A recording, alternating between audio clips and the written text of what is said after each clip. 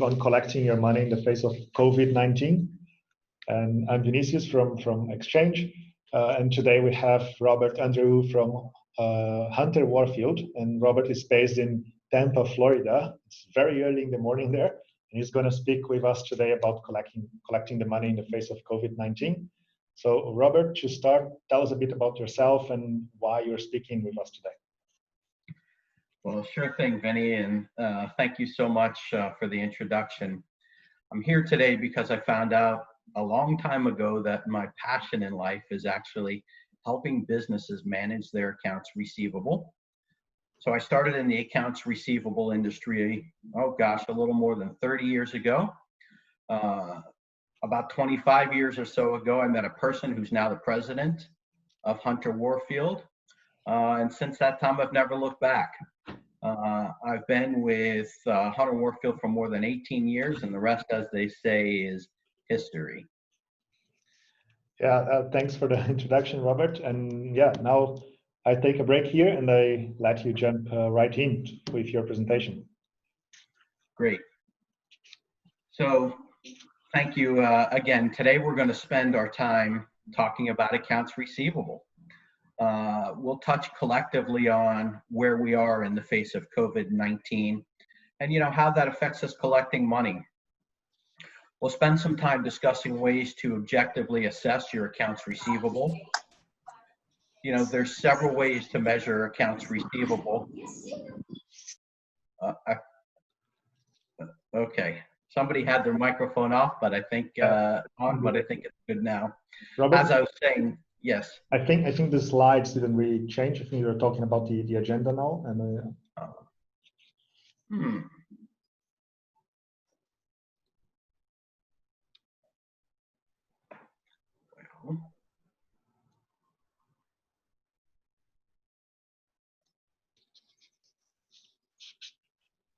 Okay, sorry about that. Yeah, no worries. Doesn't seem to want to go forward. Let's see what we've got here. Sorry about the technical difficulties. Obviously, this is a unplanned issue, but let's see.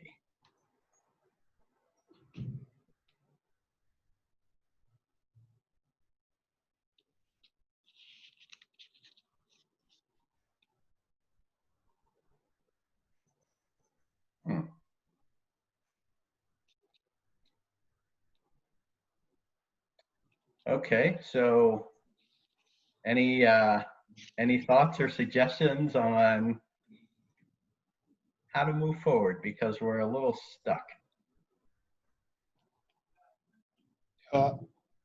I can do it on my side. I can share the presentation from here, if that's an option.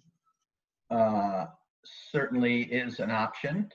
So why don't we go ahead and do that, and I'll go ahead and close on my side.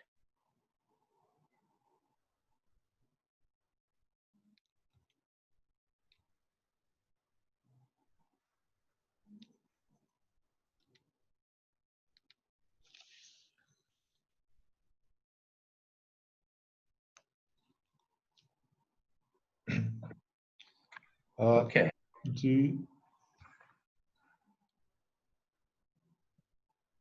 All right, so I will continue, and I'm going to turn my video off to see the entire screen. I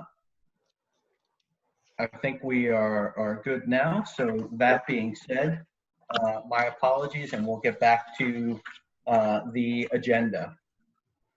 So as I'd mentioned, we're going to spend our time talking about accounts receivable. We'll touch collectively on where we are on the face of COVID-19 and how that affects us in collecting money. We'll then spend time discussing ways to objectively assess your accounts receivable. As there's several ways to measure accounts receivable, hopefully most of you are already using them. I've picked out two that we'll touch on today, and we'll go a little bit further into detail.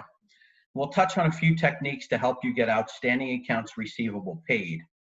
But even more important than getting the AR paid, you also want to keep your customers. So sometimes pushing your customers for payment can cause perhaps animosity. So I'll show you techniques to minimize this as well. And then I'll make sure that I do everything that we can to leave time for some questions. So next slide, please. So let's start with where we are currently. Realistically speaking, there isn't a person on this webinar, or even not on this webinar, who could have predicted this pandemic. The pandemic is unprecedented. Around the world, we've got millions of people infected. Thousands and thousands, unfortunately, have lost their lives. Governments across the globe have issued mandatory stay-at-home orders, and businesses are being forced to shut down. But it is really unprecedented. But what are we comparing it to? So the first thing is, how about natural disasters and hurricanes and tornadoes? They're somewhat similar, but usually when this happens, it's mostly localized within a single area or a relatively small area of impact. Another thing we can compare it to is recession. Again, it's somewhat similar, but businesses are still operating. Sometimes a recession is felt locally, other times it's felt throughout many or perhaps even most parts of the world. An economic downturn, it's similar to a recession where sometimes it's felt in local areas, other times in widespread. But we're all very well aware of the reach of COVID, absolutely throughout the world, and there's hardly a place on earth that wasn't affected. So with that in mind, I'm pretty comfortable in saying COVID-19 is unprecedented. Our next slide. So let's talk about where we are currently. So for the sake of argument, let's assume that each time that one of the examples that I just gave, disaster, recession, economic downturn occurs, that it happens to your business. Obviously, we know that's not the case. But let's say a large area of where your best clients are located is hit by a massive hurricane. 6 months later, we find that area in the middle of an economic downturn and then a full-blown recession. If you look at it in that fashion, especially if one were to come one after another, it doesn't look much different than where we are now with COVID. So why am I mentioning this? Well, these difficult times from the last slide aren't much different than where we are with COVID. How we look at it, how we analyze it, how we count our money and our accounts receivable cannot and should not be different than when business is prospering. So understanding this gives us a good place to start understanding the present situation of collecting money in the face of coronavirus. Next slide. So let's talk about assessing our current receivables. I mentioned analyzing our money previously. I even mentioned counting our money. There's many aspects of our lives that pertain to counting money. But today we're going to look at it with a concern towards accounts receivable. So here's a question. On January 1st of this year, most people would agree that the economy wasn't perfect, but they probably would agree that it was pretty good, right? So with that in mind, pre-COVID-19, were receivables closer to an afterthought in your business or more of a precise focus? So for the last 30 years in my business, I've communicated with businesses, sometimes the owner, the president, credit manager. Sometimes that person is all the same person. But most people share that when business is good, they keep an eye on receivables unless anything else comes up that's more important. Sometimes they can go weeks without meeting about AR or even reviewing accounts receivable. So I ask you, do you look at receivables differently today than you did previously? Well, you certainly shouldn't be. What trends are you noticing in your business with regards to receivables? In general, are they taking more days to get paid than before COVID? What about specific customers? Are you seeing these issues? So I suggest that you take the time to take the subjective nature out of the picture completely and instead use objective, hard data only. Next slide, please. So I mentioned that I want to share with you two measurement tools, and the reason for this is understanding really where you are factually. So these tools you can and should use in your business, and I assume most do, but perhaps not. So some companies use one or another, and some companies use both. I'll also share with you that these aren't the only accounts receivable measurement tools. There are others that I can share with you if you would like at some point. These two are the most popular. The first one that we see here is DSO, Days Sales Outstanding. This figure expresses the average time in days that receivables are outstanding. It helps determine if a change in receivables is due to a change in sales or to another factor, such as COVID. An analyst might compare the days sales outstanding with the company's credit terms as an indication of how efficiently the company manages its receivables. And let's look at the next one now. And this is CEI, which is the Collection Effective Index. So this one expresses the effectiveness of collection efforts over a specific period of time. The closer to 100%, the more effective the collection effort. It is a measure of quality of collection of receivables, not of time, which differs from DSO that I previously mentioned. So these formulas help establish what comprehensive trends are happening right now, and most important, allows a measurement that gives us a clear understanding of the performance of receivables, regardless of the turbulence or stability in the world. So now we're going to move to steps in resolving AR. So when you're owed money, much of what you do is predicated on your preparation for when this happens. We know that it'll happen, but what we don't know is when it'll happen. As we find ourselves in the face of COVID, the likelihood of customers owing you money increases. So what do? Well, preparation, the steps that you took when this was a brand new customer, is more than likely the biggest and best tool that you have. So let's start with what you could have done to prepare for this situation. Do you have a credit application? Do you have a personal guarantee? Some customers get a little funny about credit applications, but when's the last time you or your business received credit terms without completing a credit application? So another tool is a personal guarantee. If you think people get funny about a credit application, a personal guarantee is even worse at times. So I've had many people tell me that, word for word, personal guarantees do not work in my business. My customers don't sign one. So I'm not suggesting that if Walmart were to ask you for 1,000 containers, you refuse the order unless you get a signed personal guarantee. But what I am saying is, if Billy Bob's Bait and Tackle, who started their business 3 weeks ago, asks you for 10 containers, I'm certainly asking for a personal guarantee, and here's why. If Billy Bob really intends to become a successful business and a good client, he needs containers. He will sign a PG. Why? He's not concerned about being personally responsible for paying you because he has a good 5-year business plan, he's well-funded, and he's got a line of customers outside the door. A personal guarantee provides your business with another avenue to collect money in situations where the customer has ceased operating. So, next slide, please. At this point, let's assume the preparation piece didn't help us. Perhaps there's no credit application, there's no personal guarantee, but the deal was completed with nothing else other than a verbal agreement. And now that they owe you money, I'm sure people have been in this situation, but let's not forget this customer, regardless of how they started doing business with you and your company, agreed with you to take time to take your containers. In exchange, they would give you cash. So what's broken? Well, simple. You don't have their money. So what can you do now? There's a couple of factors involved that may perhaps slightly change our strategy, but overall, the strategy remains the same.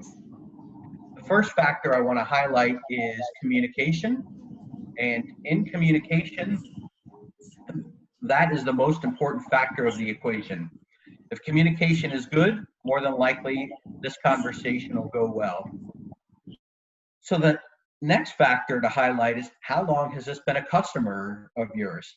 Is it a 10-year customer or a 10-week customer? This part is important as well.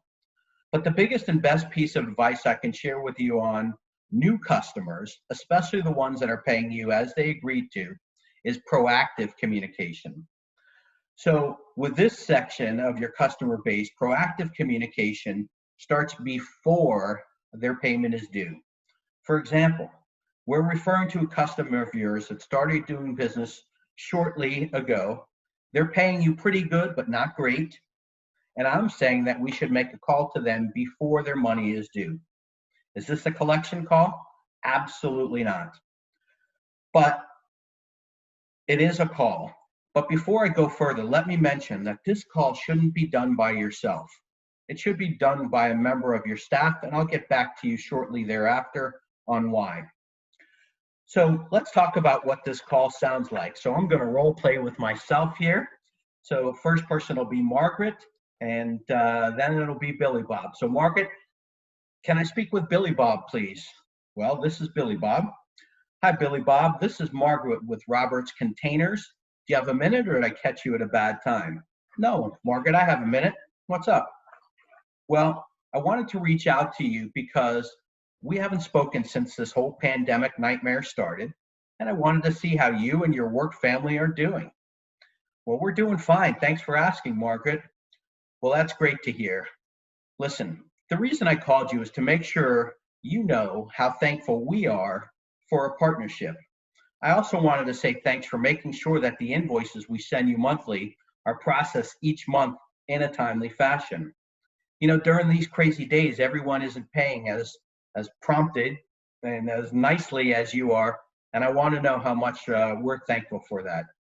Before I let you go, is there anything you need from me, or perhaps I can do to make your day a little better? That's it. It's a proactive call to decently paying customer saying thanks. There isn't a better way to ensure payments continue to come as expected.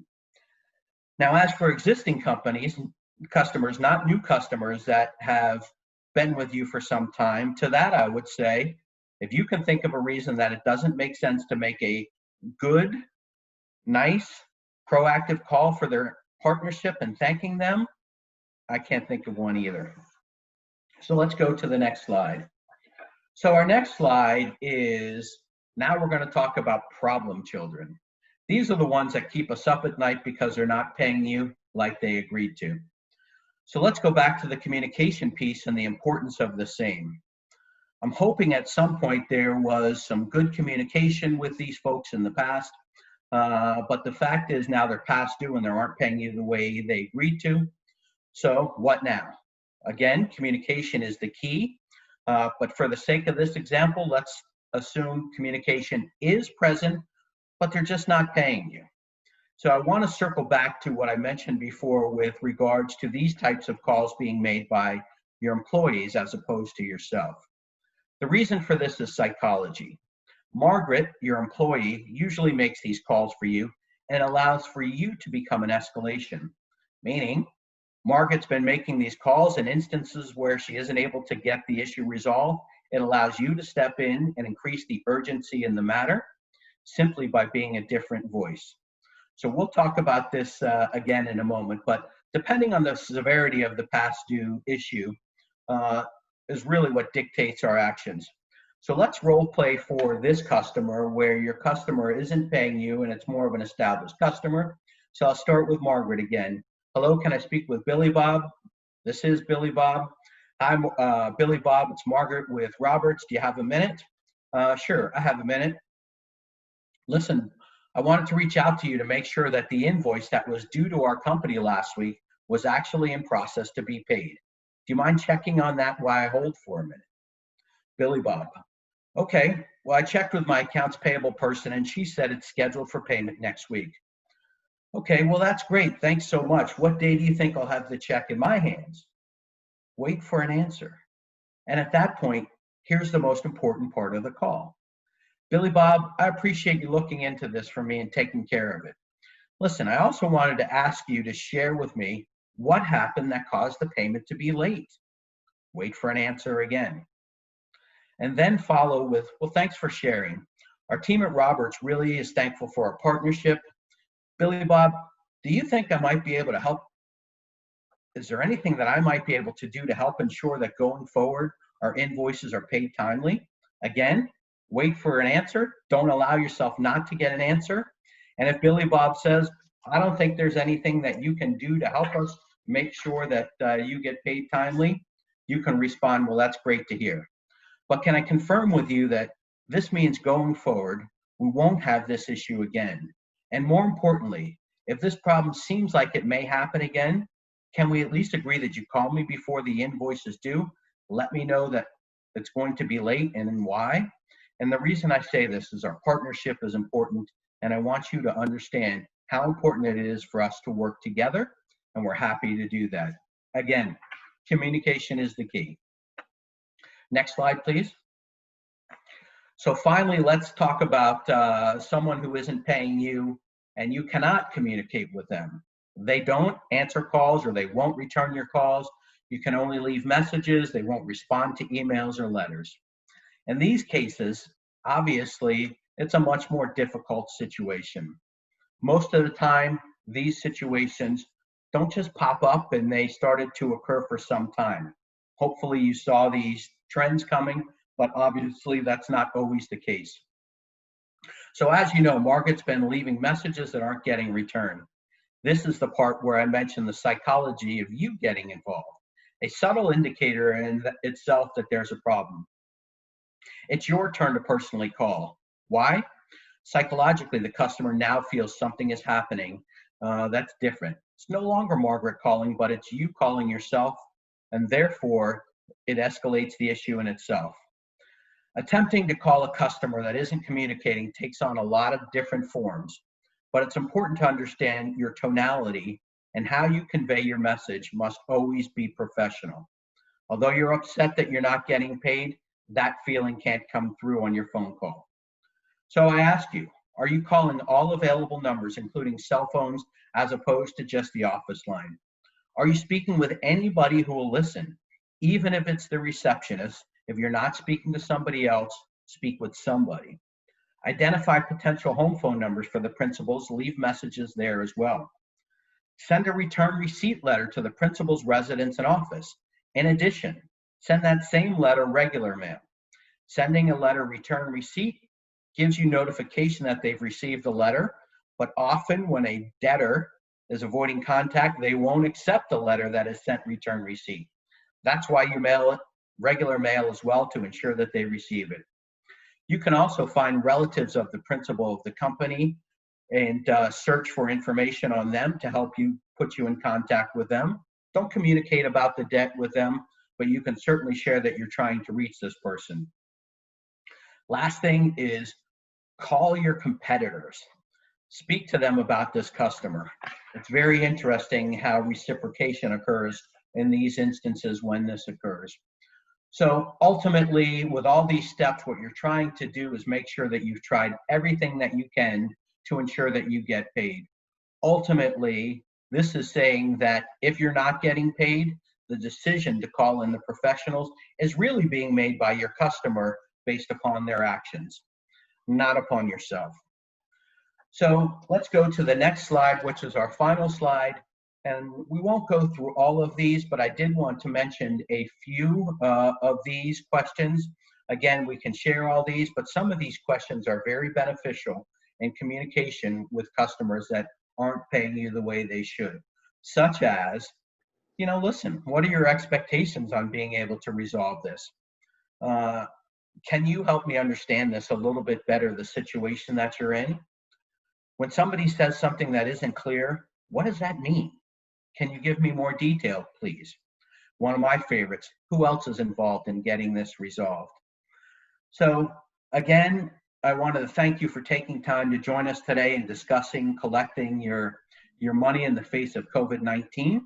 But before we go to questions, I'm going to jump back to Vinny and let Vinny start with a couple of things as well.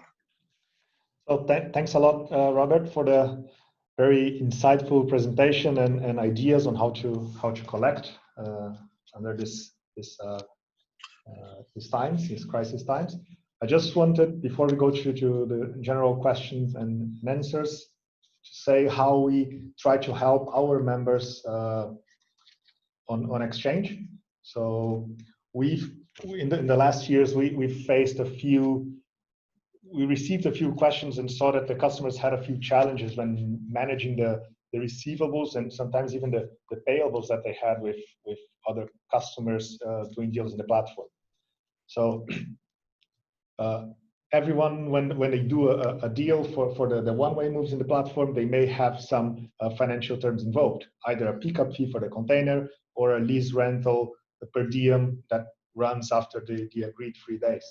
So it means if one member has then deals with 5, 10, 20 different companies, that means they potentially have to manage invoices coming in and out with these 10, 20 different companies. And that leads to a major coordination effort. Sometimes these invoices, they can be big, they can be of over thousands of dollars, but they can also be very, very small, $5, $10, $15. And that's a very difficult stuff to get these invoices paid back or even sent. Does it make sense to send this invoice to the customers? The problem is they're really, when you make these international transfers, you see high bank fees, and they're really, really relatively high for smaller transactions. And also this, in the end, generates reliable cash flows. Do I really know what to expect being paid this month, or when I get paid for these transactions? So how we try to help the customers in solving this problem is with our payment handling service. And that means for all deals they have through the platform, we have one single invoicing partner, which is xChange. So xChange, what we do in the end of the month, we can consolidate all the accounts and send one specific invoice or credit note to the company according to their activity. So if they had more credits than charges, they get from us a credit note at the end of the month. And whenever they have these positive balances with xChange, they can just give us a call or send us an email, say, hey, I want this money paid out, and we do it as soon as possible. So that we give them then transparency on the upcoming cash flows, and also that don't delay any payments that they have to receive from the customers.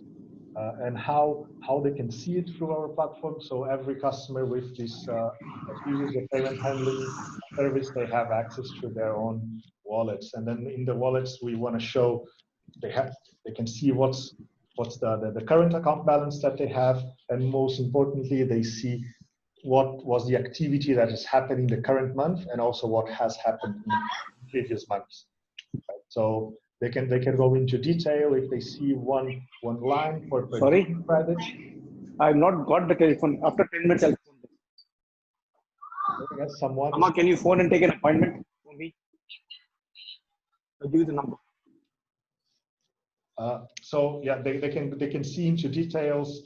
So what they have been charged for, or what they are being credited for. So this helps customers to have more transparency when using our service.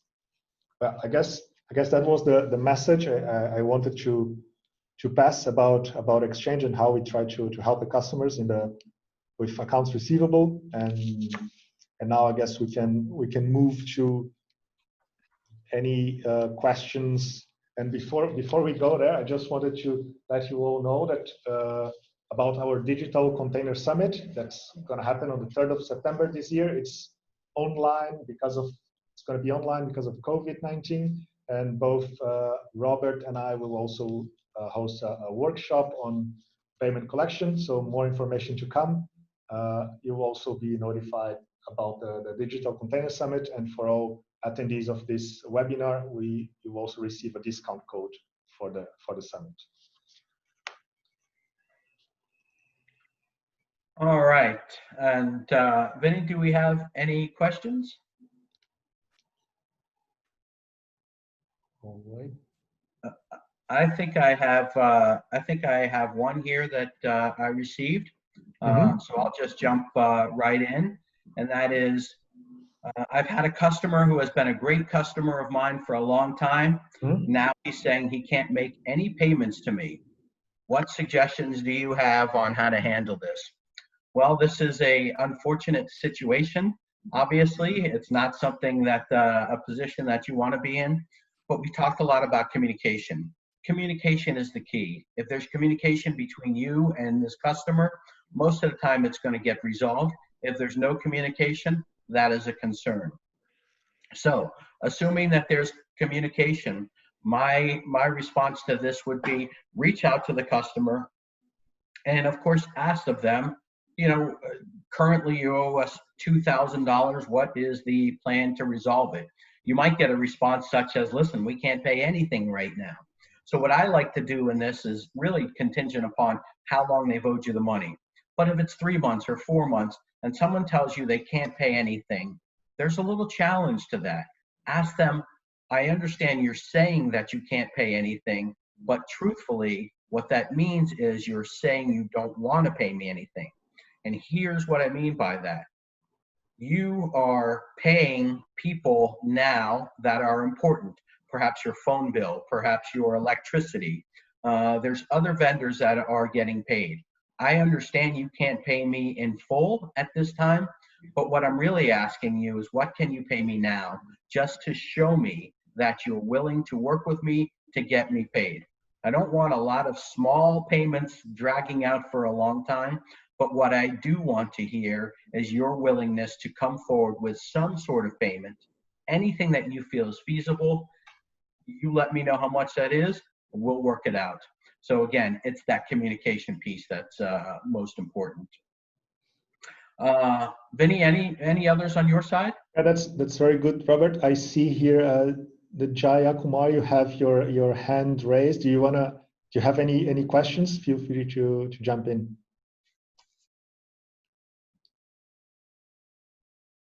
I think you are on mute.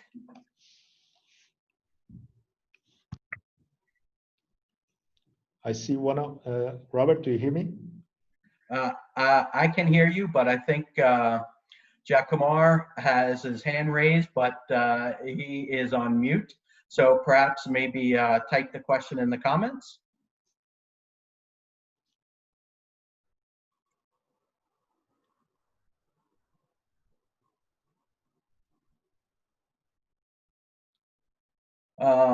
Okay, I am not seeing the question.